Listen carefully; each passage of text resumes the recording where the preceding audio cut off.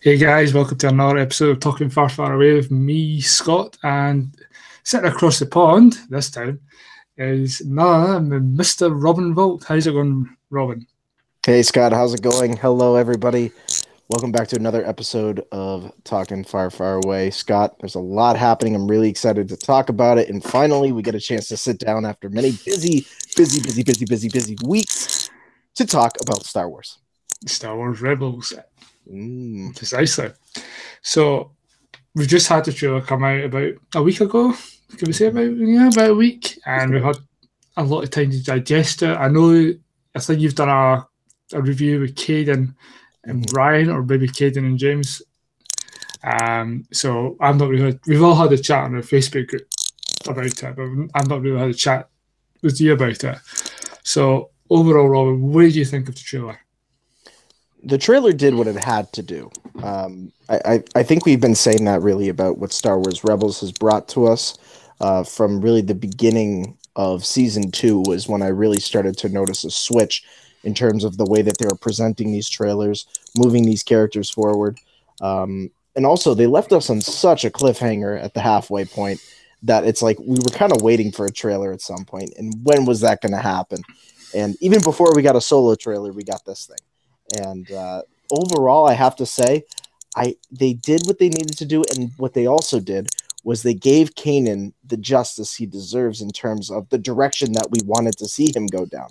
He's really becoming Caleb Doom once again, not really Kanan Jarrus. He's becoming the Jedi that he wanted to be, and he's sacrificing himself here. We don't know what his fate is, but the trailer kind of teases it a little bit, kind of like, yeah, he's cutting off his hair. He's going through like the trials of a samurai.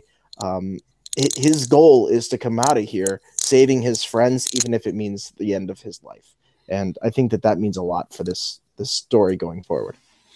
Yeah, I can't agree more. I mean, just seeing Kanan cut his ponytail off and even having a shave. Nice little shave. Yeah, I'm kind of a wee bit like, I'm fond of the Kanan beard, and I would like to grow a beard like that, but I can't. And even a ponytail, I can't. Yeah, I think the Kanan character is a character that I mean, I've made my peace if the character dies. We've already had that in Star Wars just very recently, Right. So I'm made peace with that now. Yeah, he's definitely becoming the Caleb Dune that we've read in, especially more in the Kanan comic. True. To see him his backstory there, to see the kind of Jedi he would have liked to become, but obviously Order 66 kind of killed all that. Yeah. So right, we never got that opportunity, but now we're getting to see the Jedi he would have become. I think he'd been a great Jedi Master, being on the council. I would have loved to have seen that if Order 66 and the whole Palpatine thing didn't actually happen. It's actually Jar Jar Binks once again, the Galaxy Savior. So yeah, going forward, there was something else we saw in this trailer. Is the trailer is more focused on Ezra. Yes. I noticed that. I mean, I love the fact that the first minute of the trailer was the journey that we followed these characters through season 1, season 2, season 3. Yeah. And that's because I was a bit confused. It was at first what kind of trailer we were getting there. Like, because I thought we were just getting like a recap trailer, not an actual new trailer, like with new images and clips from the episodes coming up. So, what do you think of the whole first part of the trailer, like the first minute of like where the characters and all that have been? Right, and that seems to be a common concern amongst a lot of Star Wars fans, is that this thing led off as a flashback to previous Star Wars Rebels episodes, and like almost an homage to the character of Ezra specifically and the progression that he went through. And I think a lot of people got a little confused here and there. I noticed a lot of the YouTube recaps of the trailers and a lot of the reaction videos are like, oh, the Bendu is back. Oh, that Ezra regrew his hair. And it's kind of like, it was a little confusing to the fandom at first. And I think really once we had that moment where we looked back on Malachor and then we see Ahsoka and Kanan and Ezra standing there before Malachor itself and the temple and everything, then it hit. It's like, okay, that was the point where Ezra became this other entity to the Star Wars universe. And it did a nice job of taking that little boy and the whiny little kid that we saw at the beginning. He still emulates that sometimes, but taking that whiny, almost farm boy attitude of Luke and becoming this person through trials and tribulations that is just, it embodies the spirit of Jedi and just embodies what Kanan wanted to see from Ezra. And I think that was the portion, specifically the first half, just putting that into perspective for us, Scott. Yeah, the first half, I totally agree with you on your point there about the first half of the trailer, showing us Ezra's path and journey. I've kind of seen from the clips that we've had just for the second half of the season, I think Ezra is going to survive. I don't think he's going to be a Jedi. I think he's going to be something else in the middle, but something that where it doesn't affect the canon overall going forward. So, because it's just that last scene of the trailer where we had Ezra with his 90s lightsaber with the wolves behind him. I'm curious about that. Also, in this trailer, we also got a tie-in to the Clone Wars. So it seems that Dave Filoni is starting to head back. It's the brother and sister, the father. If you're not aware of that, I would recommend going back to, I think it's a 3-4 part arc of the Clone Wars. And it's actually in the better half of season 3, because that's where it all changes. And you can see a wee bit of Anakin's dark side, but I recommend that because this looks like it might tie into that. What was your thoughts on seeing that bit from the trailer that we had seen in Clone Wars? You know, it kind of stems back when I had the conversation with Caden about the whole connection that Filoni wanted to make between Clone Wars and Star Wars Rebels. The big piece was, are we going to see reference to what he has done in the past? Are we going to see elements of the Force and things that he wanted to utilize to its full extent in the Clone Wars show up again in Rebels, whether it's at the very beginning just to get us interested and say, yep, this is the crossover between the two series? He actually made the choice of putting it at the end of this series, which I think gives him just this much more powerful position in terms of who Dave Filoni has become as an animated director and story writer and producer. And just to see the whole Mortis concept and to see that return from the Mortis 3-part series that we saw with Clone Wars. The father, the brother, and the sister. And then obviously with the owl on the shoulder. You know, a lot of people are theorizing that there's so much connection to Ahsoka in that moment because of what Clone Wars did. And Ahsoka basically having the sister give herself up to keep Ahsoka alive. And that is what is the focus for me when we're bringing Mortis back into the picture, is that Filoni has something he wants to wrap up that he didn't get a chance to in Clone Wars. So does that mean that Ahsoka could actually be in this last part? So that's where she could be? That would make the most sense, I would feel. And that would be the way for Filoni to just kind of slide it in there and say, guess what? Ahsoka does live, but her spirit lives on more than just the physical entity that is Ahsoka Tano. Yeah, I think I can see that, actually, just with the whole thing that Filoni's done. I mean, he's a great storyteller, and you and I have both been agreeing that he should be the one to take over. Oh, because I mean, he can bridge everything together so well. We got the biggest surprise out of this trailer. I think, yes. Yeah, and it was Jeremy Clarkson. No, I'm joking. We got the Emperor, and we kind of got the Emperor in season 2, but only as a voice done by Sam Witwer. But this time, we're getting the granddad himself, the father of the Emperor. We're getting Ian McDermott coming back to voice the Emperor in this. I'm going to say he's going to be in the last few episodes. I'll probably say the season finale, the series finale, basically. What was your reaction when you first saw him? Because when I saw it, I banged my desk and jumped for joy.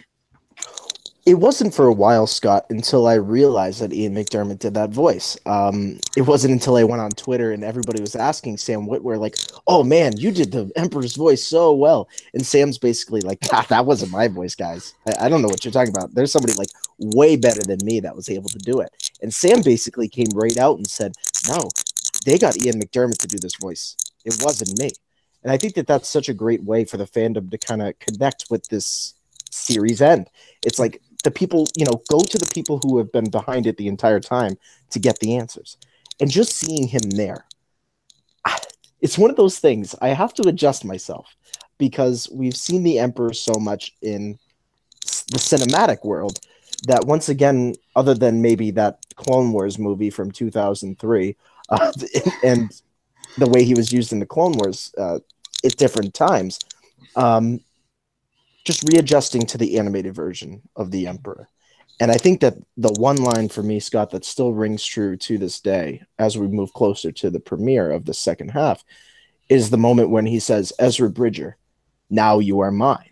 And it's like, whoa, wait a second. He's been watching Ezra this entire time, and the moves that he's been making, and the progression of as a Jedi and as a Force user that he's been making. So that's what really got me, was just hearing the Emperor and Ian McDermott saying the word Ezra was just so big for this series. Yeah, I mean, you can't get any more than Ian McDermott coming back as the Emperor. I mean, it kind of feels like he's been the shadow, the puppet behind everything, like he was in the prequels, and even in Return of the Jedi, he's been the architect.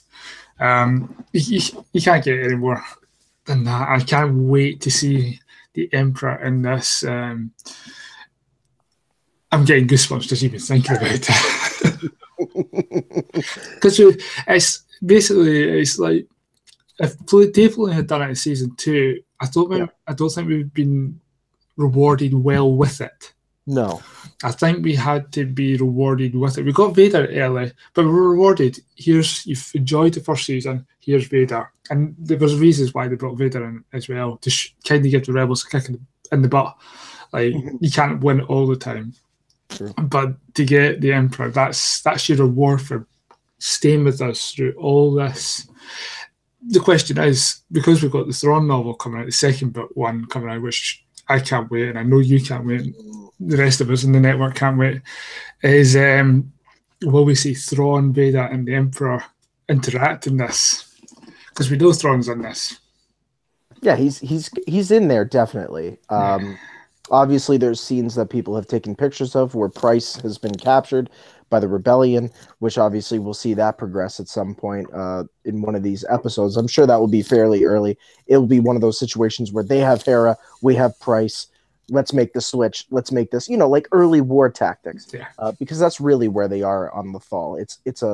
It's a man-eat-man world on that planet right now, and the chances of seeing it are pretty good based on that. I think it would also be a nice way just to get people ready for that novel. And it doesn't have to be very long, Scott. I don't know how you feel about it, but even if you just give us like a quick 2 minutes of them interacting together before the Emperor goes to face Ezra or projects himself, before Vader goes off, maybe faces Kanan, or Thrawn is given the task of exposing Lothal and exposing where the rebels are on Lothal. Maybe that is where that goes. I don't know what your thoughts are, but I think it doesn't have to be very long for it to be successful and impactful. No, I can kind of agree with you on that. I don't want it, because we've got the Thrawn novel coming out. I'd rather keep all my juices of excitement for that, but just to have a kind of sneak peek of what we're going to get.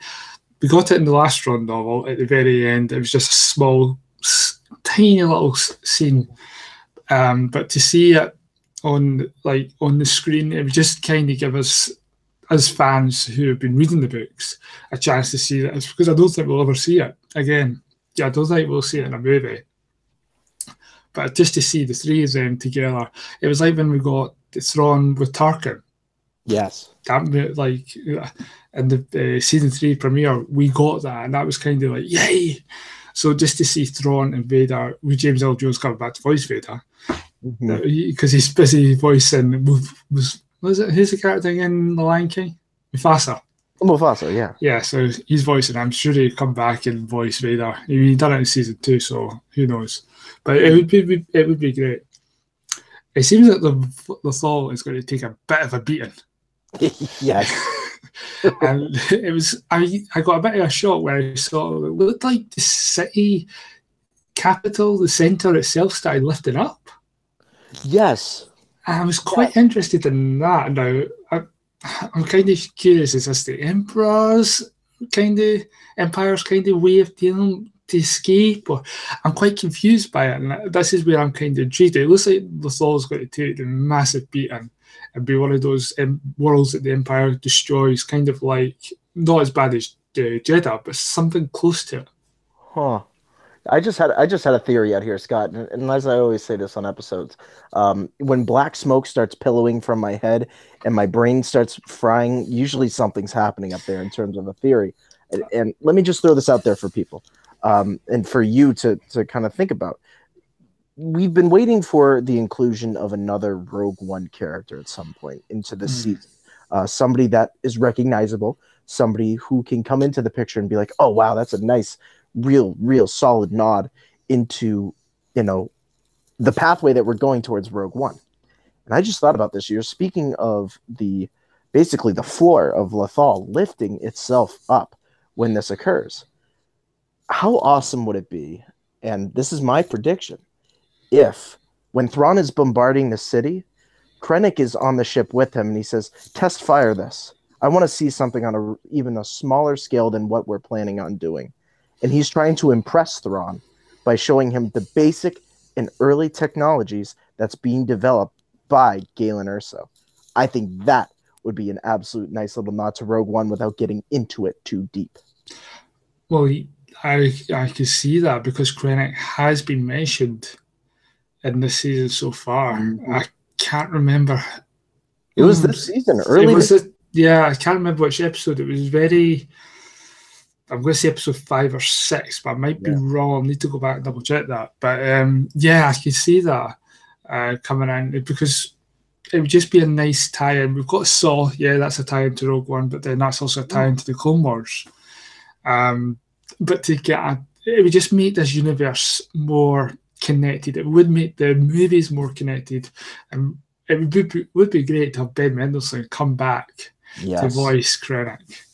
Yeah, and then the other spectrum on that piece is that you introduce Saw Gerrera, there's your introduction for the Rebels. Where's the introduction for the Empire that's associated around Rogue One other than Vader? You know what I mean? Yeah.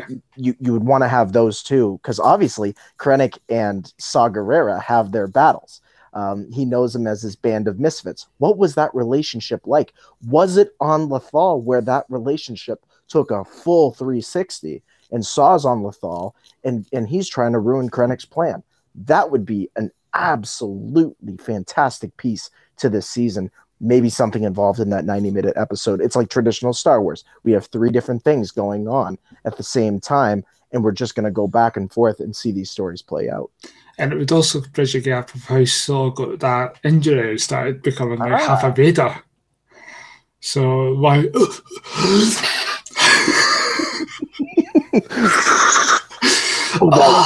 I'm high again. So, speaking of Rebels, we've got coming into the final lot. We've got 2 episodes, and it's over only 3 weeks. Yeah. So I believe the dates are again in 1926, and then the day we all get our tissues out will be the 5th of March. And it's an hour and a half episode. I don't know if I'm going to be able to take that. I hope I'm off work that day so I can just suck it all in. So on that day, I don't think any of us will be talking to each other because we'll all be crying over our end of Rebels. So how do you feel about an hour and a half finale? I think it makes sense in terms of Filoni wants to go out with a bang. I've talked about it on a couple of other things, and I'll say it again on here, that Filoni wanted to wrap up Clone Wars a certain way. He wanted it to be impactful. He wanted it to be something that people can always go back to. And the original concepts that he had for the end of Clone Wars were very different than what they ended up being. there was a lot of stuff with Vader that he wanted to see with Anakin Skywalker, and his transition to becoming Vader that he wanted happening in Clone Wars that just didn't play itself out at the time. And I think that was the impact he wanted to leave.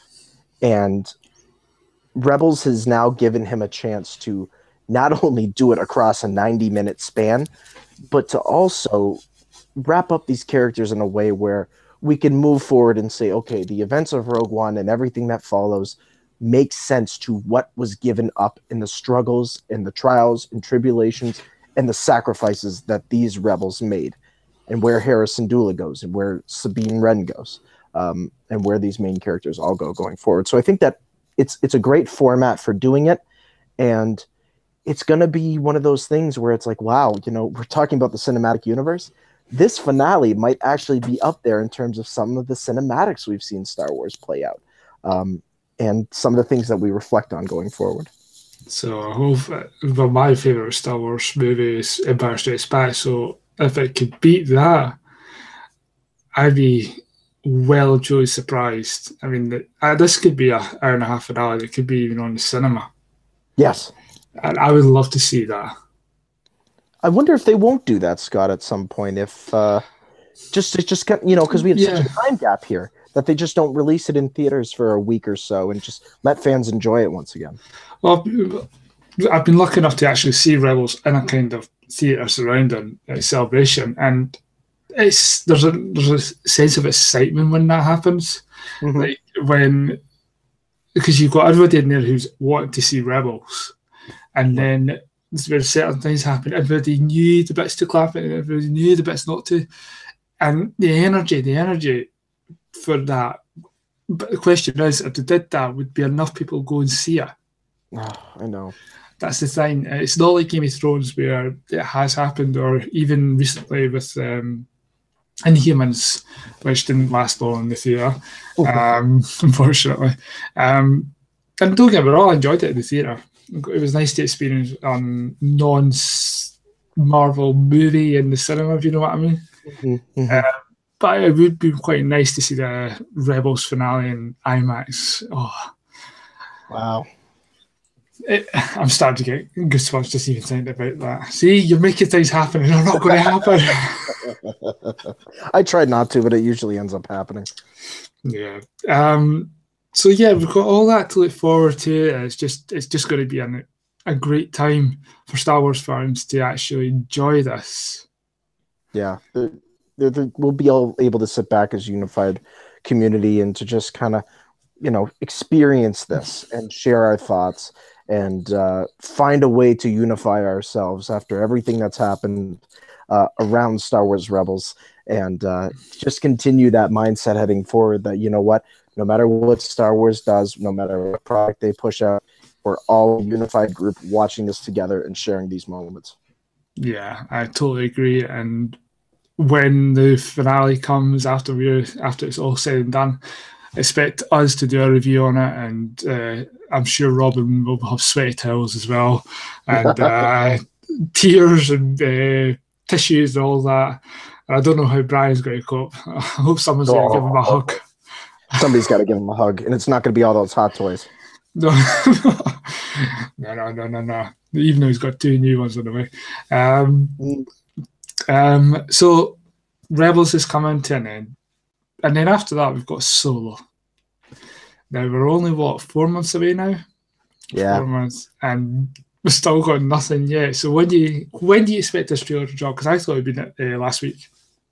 Yeah, I expected something last week, Scott. I thought that, with the release of the Star Wars Rebels trailer, I said, yeah, you know what? Something's coming up right around the bend. They're going to release these simultaneously just to flood the world with Star Wars discussion and give us here in the podcasting community something to really talk about going forward after The Last Jedi. We hit that lag right after The Last Jedi where there really wasn't much. So I was expecting something to happen much like yourself, and we still haven't gotten anything. And then Ron Howard comes out with a tweet not that long ago and says that some of the principal sound work, he had Warwick Davis in with him, and he was still working through some of that principal stuff with the sound. So my thought on this now is that we're not going to get anything at the Super Bowl. I would not be surprised if we don't get anything until early March, and maybe just maybe, they attach Solo or some teasers to Star Wars Rebels. Watch the episode, check it out at the very end, and then also release it on YouTube and just get it out there for the fans. Put it through their own media and wait until March to be able to do this and give Ron Howard some more time to make sure that this thing is tight. Because Lucasfilm at this point, they want to make sure this thing is ready to go and as solid as possible amongst all the discussions that are surrounding it. They cannot have anything come out and start saying negative stuff when it hasn't even hit the theater yet at this point.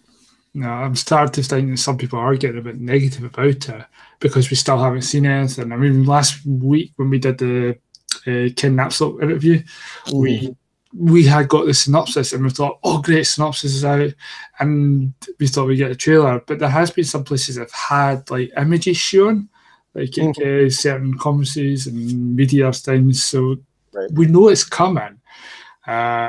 I just want to see it so soon because there are still people out there that don't know that another Star Wars movie is just right around the corner. I've had that experience just recently. Someone didn't know that when I said to them, oh, we've got another Star Wars movie coming this year. He wasn't too sure. He thought I was winding him up, but I wasn't. But basically, I said it's Han Solo and it's due in May. So it's like, do you really need to ramp this up big time? And they have to do it in a way that allows fans to still at the same time, go to the theater, see the poster, see the trailer, and be like, yep, this is coming up as soon as possible. This thing is happening in May. There's a lot of competition. Obviously, Movie Talk on Collider, Jedi Council's mentioned it on a couple of occasions. Ken Napsok, Christian Harloff, big shout out to them. They do a lot of things on there, and they talk about a lot of things surrounding that time period in which Solo comes out. And it is very concerning that there's so many different major properties associated within that 2-week span that they have to work with. And I think Star Wars is Star Wars, and it will do what it will do, Scott. I don't know how you feel about it, but I think that it will do what it has to do, even if we didn't get a trailer. I think that it could still do it. It's just it won't be the numbers that we expect. No, I think I know that there are certain movies out there, and there's a very big one coming but 2 weeks before. Yes. And it's Avengers Infinity War. And I mean, that's going to be a repeat movie. And that will lead into some of the numbers that Solo's got. I personally, my prediction is Solo will make $1 billion. Because I just feel it's quite sandwiched into a really busy month. I think it'll make about 700 to 900 million worldwide. I think it'll just miss $1 billion by that much. But I know that Lucasfilm isn't short on billions at the moment because the first 3 movies they've released they've all made money. They've all made over $1 billion. So I don't think I'm too worried about this movie. I think it's going to do fine. I think it's going to give us what we want. It all comes down to how it's marketed. Yes. And I think the minute we get the first trailer, bang, bang, bang, bang, bang, there'll be marketing everywhere. So much so that we'll be like, oh, we forgot there was a movie coming out this year. Yeah. It will be there, and I expect it to be there quite quickly. And that could be also the surrounding topic here, Scott, when it comes to Han Solo and the release of the trailer, is that are they waiting to have this thing drop and have nobody know about it and then release it on a large-scale format so that when people go to the movie theater and they see it and they watch TV and they start seeing the promo, much like The Last Jedi did, and then suddenly the Lego set starts showing up. And then suddenly the Funko Pops start showing up. And it's like, whoa, what is this thing? Maybe they're working off the surprise factor, and this is a new marketing tool that they're going to try to do going forward, is that let's make this thing completely unknown to the public, other than this hasn't helped with the negative talk that's associated with it. It's pretty much got it out there at this point. But maybe this is just testing grounds for a new approach in terms of marketing. And maybe, just maybe, this film will do what it has to do and prove us wrong in terms of, wow, it really did give us something unique. It gave us something special. And they did it in a way that we just did not expect coming, because surprises sometimes do happen. I totally agree with that. I mean, I'm going back a couple of years ago when 10 Cloverfield Lane came out. Mm-hmm. The trailer dropped in January because nobody knew about this movie, and it was in March. It was in the cinemas, and everybody was talking about it. Oh my God, there's another Cloverfield movie, and it's the same with Blair Witch. The trailer dropped in, was it last year? Blair Witch? Yeah, it was Before? the year before. I can't remember. Yeah, they dropped at Comic-Con, and then bang, everybody knew about it. Yeah. When it came out. So yeah, the surprises like that, it does have its advantages, and I think that that's an advantage that Star Wars has, and I totally agree with you. I think it's a new way, because then it could take it to when Rian Johnson comes to do his trilogy. Might be a surprise there.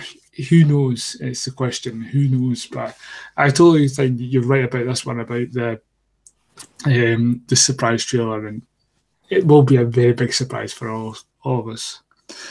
Anything else you'd like to talk about? Anything that we've missed?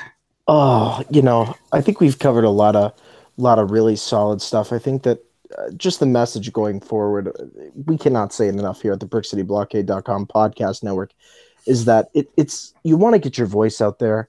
I see people across social media. I see people across Twitter. Doesn't matter where it is, Instagram, Facebook, and they're saying, well, I feel so strongly about this. And then people come into the discussion and it's like, well, you're just putting your opinion up here on Facebook. You're not really going to get anybody interested in what you're trying to talk about. But listen, you have a format. You can come on to Brick City Blockade. You can go to Rebel Chatter. You can go to anybody and you can say, hey, I would love to come on and talk about something that's really bugging me or is really something I'm passionate about when it comes to Star Wars. And I want to share it with you. And I think that has shown itself with the Solo movie specifically. A lot of various opinions. Last Jedi shown that various opinions. And I think the whole message is that if you want to share your thoughts, there are formats to do it. And that there are ways to do it where, like talking far, far away with Scott here, is such a great format for getting your voice out there and just sharing the thoughts about the galaxy far, far away. And I think we try to enable that in everything that we do, Scott, is try to push that message forward. Yeah, can't agree with you more. I mean, we do a lot of positivity. I mean, we've done an episode on it. You and Kate have done an episode on it. And that's all we want to do. We just want to put a positive message out there. It's not all doom and gloom. Mm-hmm. There are places where I've seen that it's been very negative, and there's a lot of trolls out there. I just want to put people down, but ignore them. Just listen to positive stuff, because then that's where we will get the good stuff coming, and not all the rubbish stuff that people want to throw at us. Right. And Robin says, talking far, far away. That's what me and Robin do. We talk, in a positive way. It's the same with when Robin does the home show, and everybody else on the network. When we all get together, we chat. We're positive about it. We share ideas, share discussions, and we do have some great discussions. Yeah, some of them probably not in the best way. Some of them we can't put on the air. Which yeah, we kind of can't. No. So I think we'll wrap up there, Robin. I think we've pretty much covered this a lot about Rebels. We've only got less than a month to go before we start getting to the final part of it all.